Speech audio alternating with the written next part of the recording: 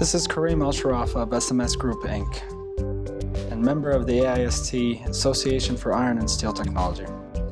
I'm here at AISTech 2019 in the Westin Hotel on May 9th with Dale Heinz, retired ArcelorMittal executive. Dale has been a prominent member of the iron and steel community for over 45 years. We are here today to do an oral history project for the American Institute of Mining, Metallurgical, and Petroleum Engineers.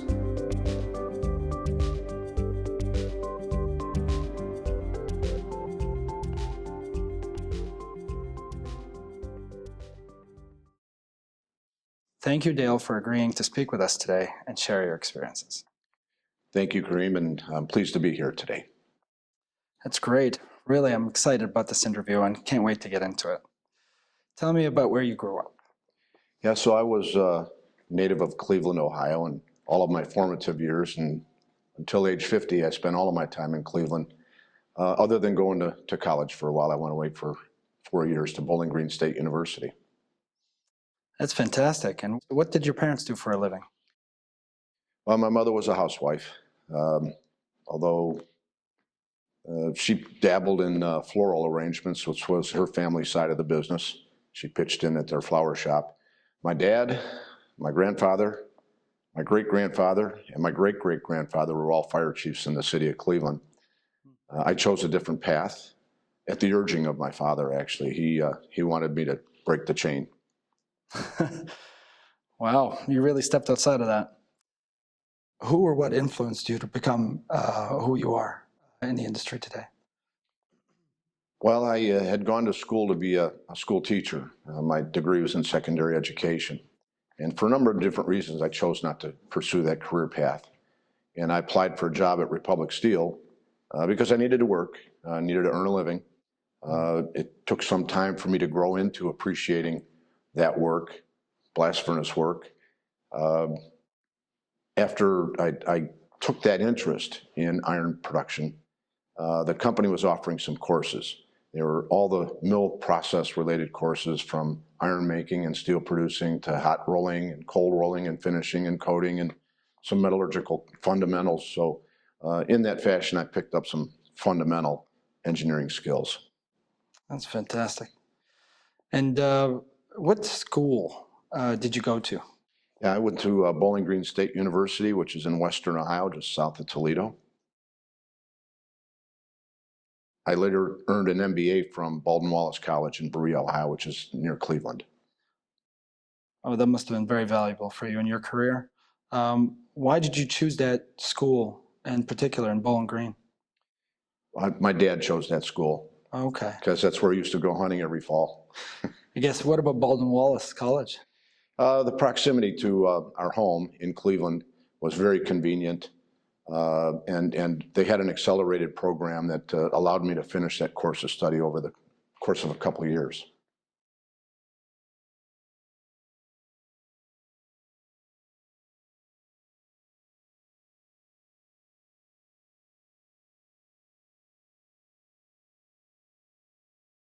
Then the famous question, why did you choose the field of iron and steel production? Yeah, so I didn't really choose it per se. I was finishing school, college. I had decided not to pursue what my degree was in, and I applied to the mill to earn a living. I had met my wife-to-be. We were going to get married later that year. We were already talking about starting a family, so I think, in my mind, it was important to have some meaningful work and a regular paycheck coming. It was only later that I kind of grew into this from the perspective of thinking of it as a career. That came on later. It took quite a few years of learning to appreciate all of what's going on in an integrated steelmaking facility that results in a gleaming coil of highly engineered steel going out the door to satisfy our customers. And what was it in the iron and steel production that really got you interested in sticking with the industry? Did you know there are 2,758 simultaneous chemical and thermal processes taking place inside an iron-making blast furnace? No. Most of which are out of control.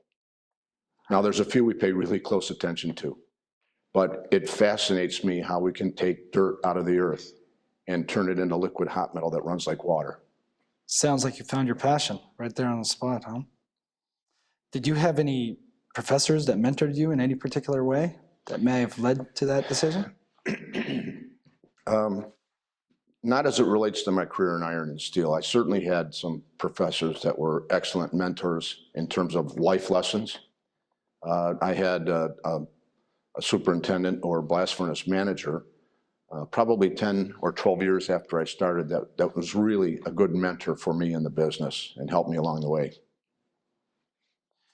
How about any political or cultural events affecting your studies or that time? Yeah, I would say I grew up in the era of the war in Vietnam. And I attempted to gain entry to the Naval Academy, but my congressman nominated me to go to West Point, the United States Army, as a second alternate. So I thought, well, okay, I took a shot at it. I missed. I didn't think much more of it till about a week later. I got a telegram from the Army saying, report for your induction physical to enter West Point. And at that point, I was not so enthusiastic to join the Army because I had just read an article about an 80% mortality rate for second lieutenants coming out of West Point. And I didn't like the odds, so I didn't serve at that point. I don't blame you. Those odds don't sound too great. How did you get your first professional job in the industry? So I applied initially for a summer job in the mill when summer jobs were still available. So I don't know, I would refer to that as a professional job. I took a brief break after that summer to go back and finish my degree and came back to the mill in the following spring. And 6 or 8 months later, management approached me to join their management training program.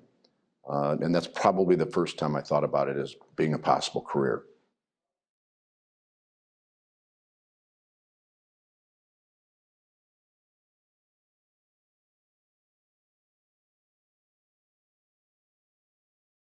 What kind of position did you take in the management program? Yeah, so my first job was as a laborer at the blast furnace.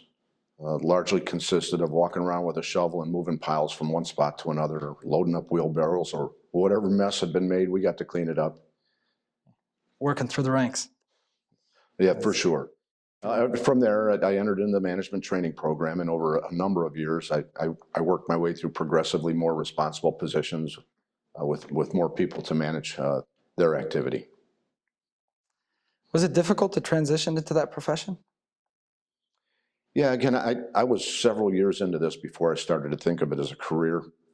I was working at a mill, as I said, to earn a living for my wife and I, to start our own new lives together.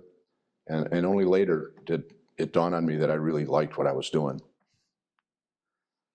And then it led to many years in the industry. It was about 45 and a half, if I'm counting correctly. Yeah, who's counting, right? What was your first major project like? Yeah, so the first major project I would make note of is I was the operating liaison with the engineers developing a reline project for C6 blast furnace in Cleveland. And this was a very significant project for us. It was a huge budget. We were changing technologies. We were going from a banded Bosch plate cooled with low density cooling configuration to a high density plate cooled Bosch European technology that afforded me the opportunity to take several trips to Europe and visit several plants that had state-of-the-art technology and open my eyes to what was possible as opposed to what was. That sounds like a wonderful experience. And did you have any influences or mentors during that time? In the middle 80s, we had a new blast furnace manager come. His name was Dick Hall. He helped me understand that my management style was an appropriate management style. And in those terms, in that period of time, we had Theory X and we had Theory Y managers. The Theory X manager would say, "You do what I tell you." Sometimes he had a 2x4 in his hand. Okay, that's a little hyperbole, but Yeah, Theory X was my way or the highway. You do what I tell you. You don't need to question why that's done that way. And Theory Y was, here's why it's important to do this. And that was more consistent with my way of thinking. It took a greater investment of my time in the individual so that he or she would understand this is why we do what we do. Did that lead you to anything in your career at that point, to have that kind of management style? Well, it certainly solidified me thinking about this as in terms of a career. I had worked in really a very harsh environment as far as the culture was concerned, and I had thought previously of leaving and starting something else and doing something else. When my management style became affirmed from Dick Hall, this mentor of mine, it really got me thinking differently about making a career out of it. Fantastic.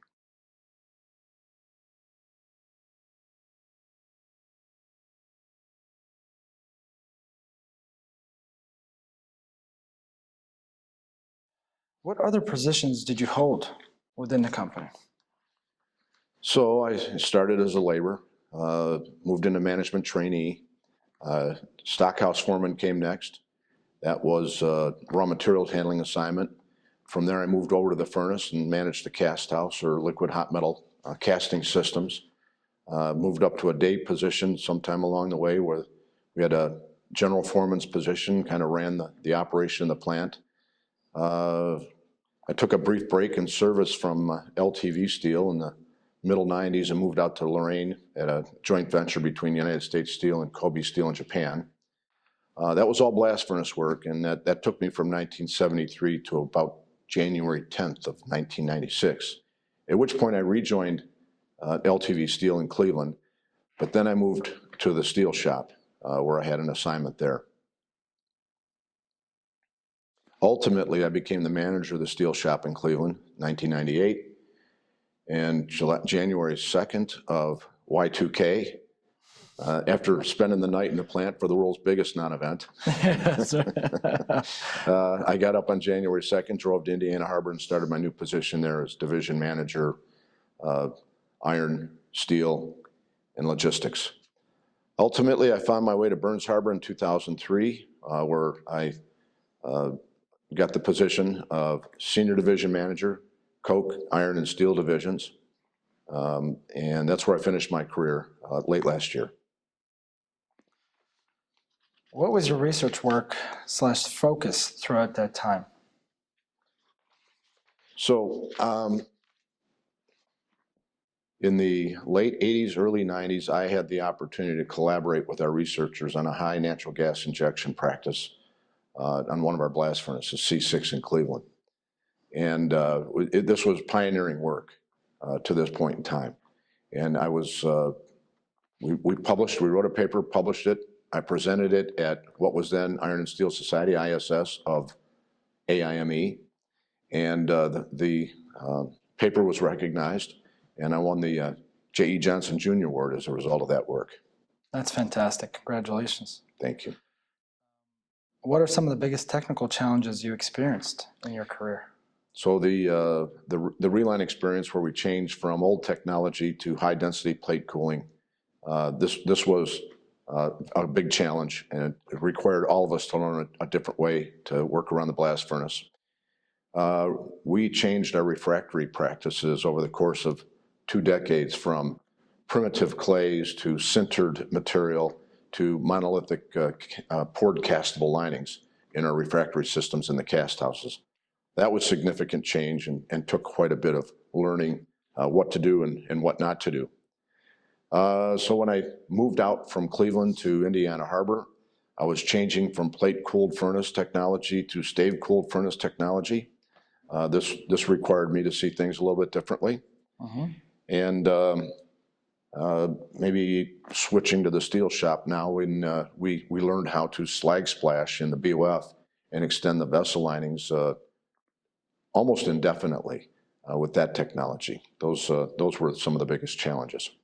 Well, these are significant contributions and technical challenges that you face. The slag splashing is, of course, a widely used practice now within BOF steelmaking, and it does help extend the life throughout multiple shops throughout the world.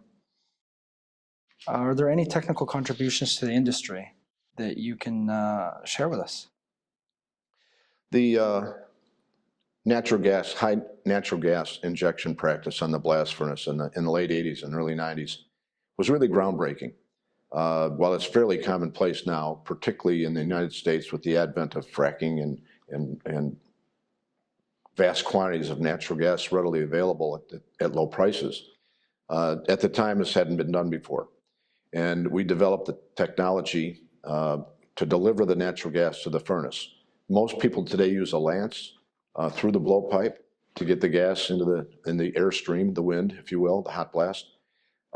In our case, we developed a poured port through the tuer itself, and we injected via that. We did not have a lance. We had a pipe connected to the tuer, and this orifice, if you will, in the tuer body was where we injected the gas. So we had, I believe, reached rates of 222 pounds per net ton of hot metal, 111 kilos per ton, metric ton. Those were levels unheard of before. And we also discovered along the way that this was a significant productivity boost on the blast furnace. We got a lot more tons out of it.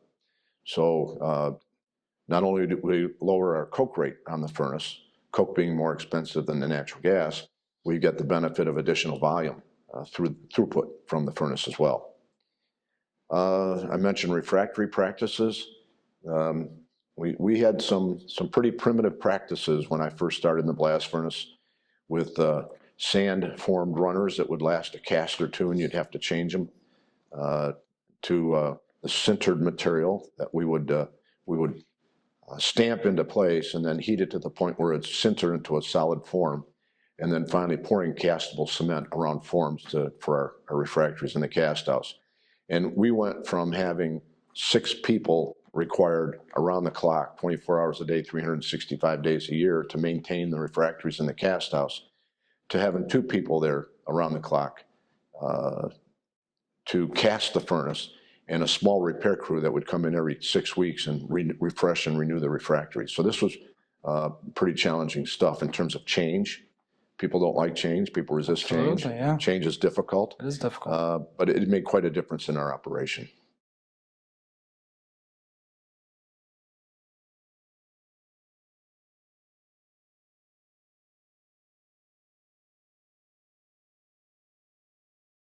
Well, both of those seem like a large change, as well as an OPEX savings and a productivity increase, so as well as yield. Do you recall any significant experiences working with colleagues that you can share? Yeah, I can remember a dramatic break that occurred, again, on number 6 furnace, when I was still a relatively young man and I was relatively new to supervision. And we had what we call a scab inside the furnace that came loose and came down and knocked 9 of the 18 tuers out of position and raised the liquid level in the hearth of the furnace to the point where the liquid was now coming out of these tuer openings, and it burned down. It burned completely, evaporated 9 tuers, 9 tuer coolers, 9 blowpipes, 9 blowing stocks, and a pretty violent episode, as you might imagine. Mm-hmm.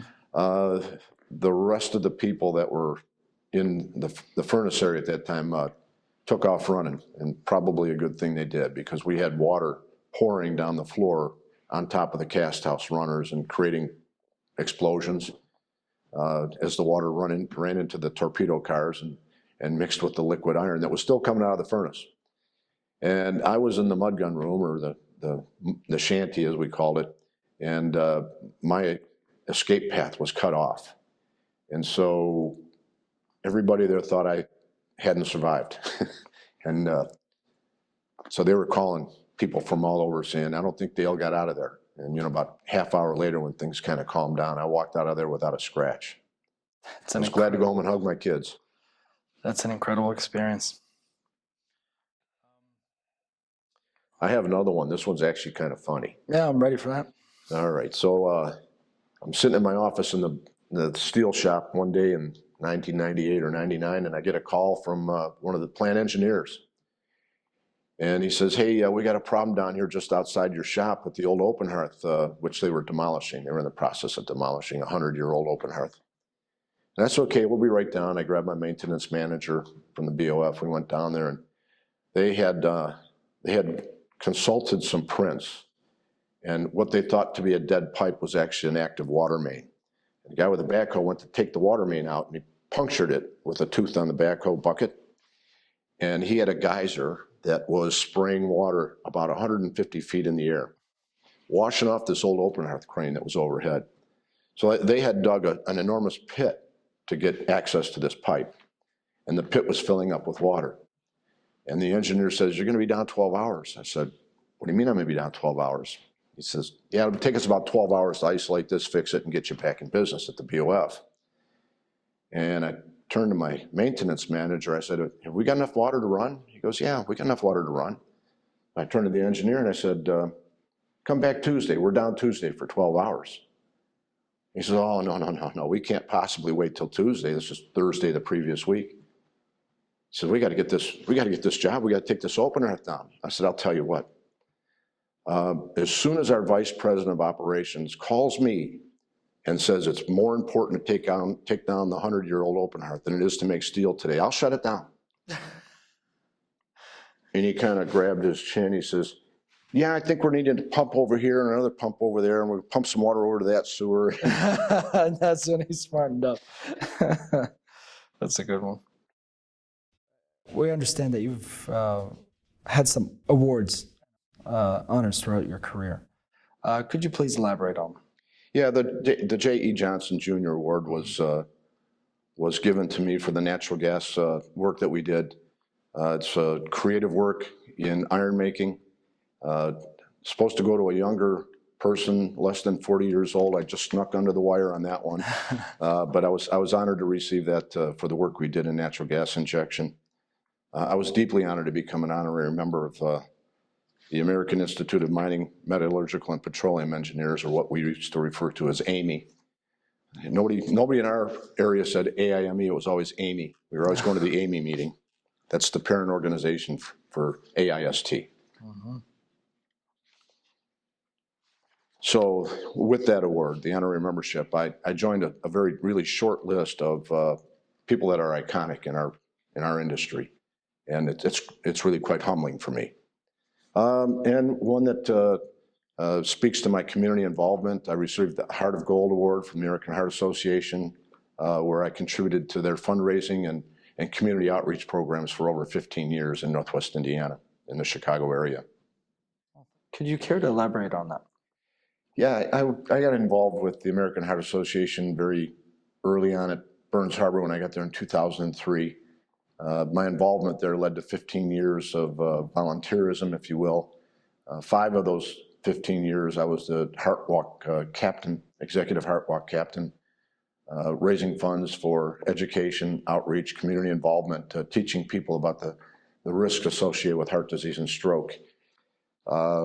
I also served as the chairman of the board for the Midwest chapter of the American Heart Association for the last 5 years prior to my retirement.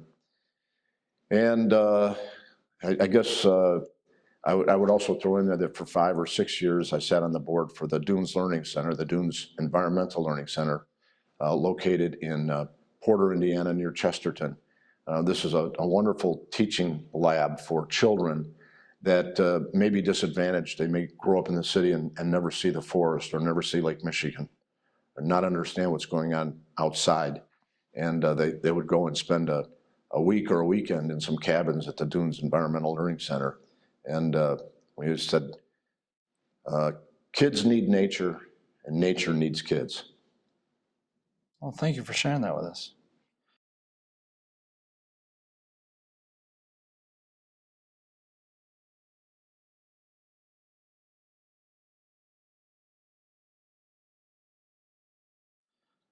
What milestones in the industry do you think had the biggest impact on the industry over the years? Yeah, so I think when I first joined iron making, we were using run-of-mine material or directly out of the mine straight to the blast furnace. It was rich enough in iron ore content to go straight into the process. Those richer iron ore veins played out, and now we're into a lower grade iron ore that had to be beneficiated. And that required us to develop a pelletizing process. This took place up in the mines in Minnesota, and they would ship the pellets to us. But this was a completely different kind of material for us to use, and our material handling systems were not really designed to handle it. So this was a pretty significant change for an integrated steelmaker, I'd say through the mid to late 70s and early 80s. I think the point in time when electric steelmaking surpassed the integrated steelmakers was a defining moment in our industry, certainly a milestone. The mini mill operations have led the charge, honestly, in innovations ever since. And I think some things that stick with me through each and every one of the import crises which I've had the opportunity to live through, I see those as transformative events. I don't think we're done with those, even as we speak here. We're as chronic worldwide overcapacity still exists, and it's as bad today as it's ever been. And in this context, I think our current administration is searching for a viable method to deal with this issue in the United States, but we're still the destination of choice for somebody who's got extra steel somewhere else in the world. Absolutely.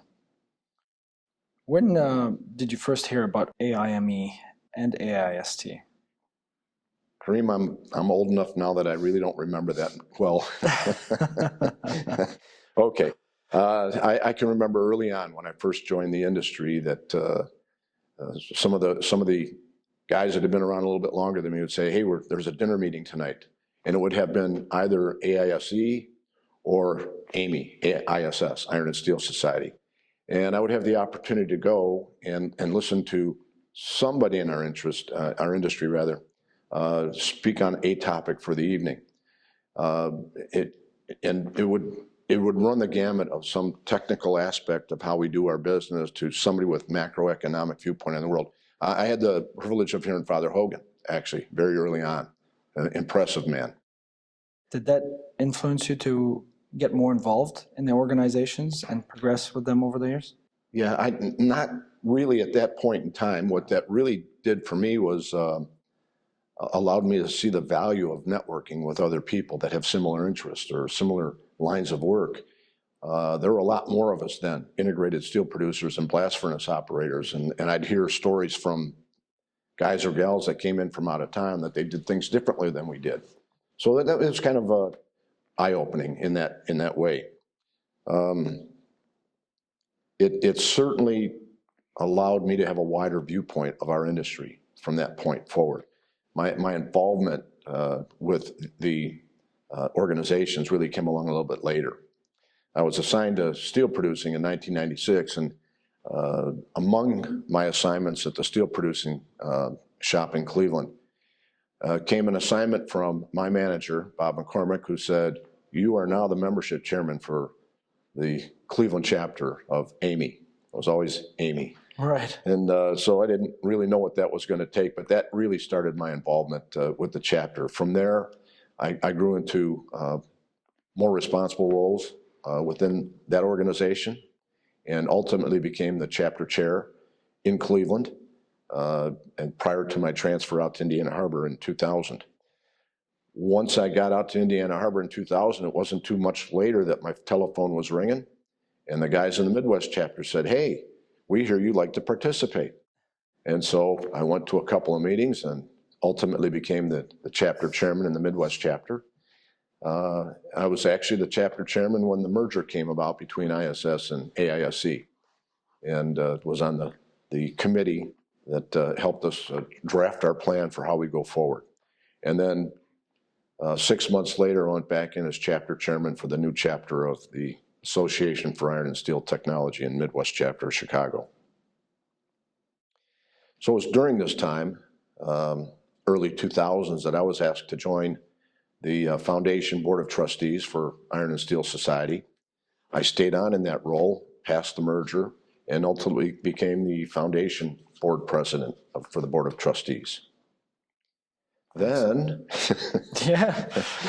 just about the time I thought that, that might be coming to conclusion, Ron Ashburn and AIST asked me to become the representative for AIST to the parent organization, the American Institute of Mining, Metallurgical, and Petroleum Engineers. And I served as president there in the year 2013. It's quite a distinguished career with the AIME and AIST over the years. Yeah, I'm not sure I would refer to his career so much as an opportunity to contribute, and certainly a lot of fun along the way. I've met some magnificent people along the way in those roles. Wonderful.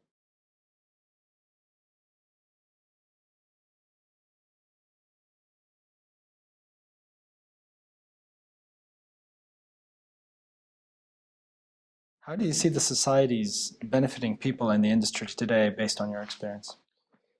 So in my case, it was the value of a network of like-minded individuals, people that wanted to contribute, people that wanted to make our business better, more efficient, less energy intensive, et cetera, et cetera. I have a large Rolodex, I guess. I have a large network of like-minded people that I have no hesitation of picking up the phone and calling them and saying, hey, I'm seeing this problem on one of our blast furnaces, or our caster's not behaving, and I don't quite understand what's going on here. We can bounce those ideas off each other and problem solve literally half a world away. So it's the value of the network to me, and I would hope that people newly arriving to the association would also find that to be a value. So if you were to recommend a new graduate to a member society, what would you tell him or her about it? Get involved, get active, learn from other people that have been at it a little longer than you have. There's a tremendous number of highly talented professionals in our industry, most of whom are willing to help you if you just say, I need some help. Use their knowledge to further your own understanding of the business and make yourself a more effective team member wherever you participate. Wonderful. And in your opinion, what can we do to... I'm sorry to step on that, please, because please there's one other thing I think is important for newly arriving associates, and that's to listen, and listen well. Because people have a wealth of knowledge they're willing to share if you're willing to listen. Dale, in your opinion, what can we do to attract young people to the industry today? Somehow lose the stigma of being a Rust Belt industry. We're using a great deal of new technology, robotics, virtual reality, computers, programmable logic controllers, that should excite young professionals very much. Additionally, I think when a young associate has been successfully recruited, it's really important that to challenge that person with meaningful work assignments. These are bright, incredibly talented young professionals and minds, and the more they are challenged, the more engaged they'll become in our business. That does sound exciting. Dale, I'd like to ask you a question. I see the AIST pin on your jacket. But proudly worn. That's great. But there's another pin right next to it. What's that about? Can you see what it is? What does it look like? It looks like a blue fish mackerel, I don't know. Yeah, so it is in fact a pin that signifies that I've joined the Society of Dead Mackerels. Okay.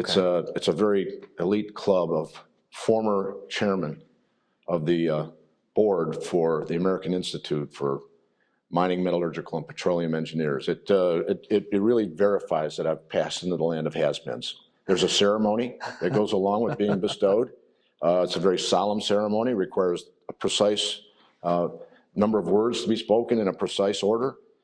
This is no small deal here. This is also proudly worn. Oh, wow. That's fantastic. Dale, is there anything else that you can share with us regarding your time at AIME?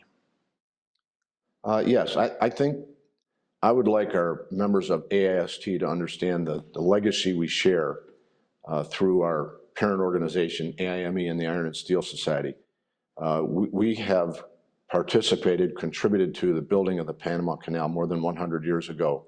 We have a letter from the American President Taft thanking us for our contribution when we came really to the rescue of the people that were there in construction and engineering that were struggling to get the job done. We share in that legacy. We also can boast that an American president was a member of our ranks at one point in time, President Herbert Hoover. So that's a tremendous legacy that AIST shares with AIME. That's a fascinating story. It seems like a significant contribution to the American history.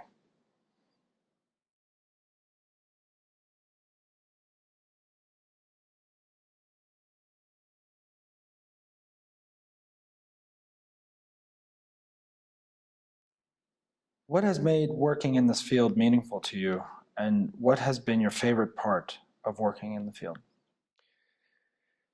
So beyond questions, it's the relationships I've built with some truly magnificent teammates and colleagues from other companies along the way. Beyond that, the problem-solving aspect of what we do is something that I find very appealing. I can say for 45 and a half years that my mind was fully engaged at all times for 45 and a half years. I worked in the mills. I've never been bored. I like that. I like problem solving. I tell young associates today, whenever they're down in the mouth about this problem or that, I go, we're hired to be problem solvers. If there were no problems, there'd be no jobs. So, you know, this to me was very appealing.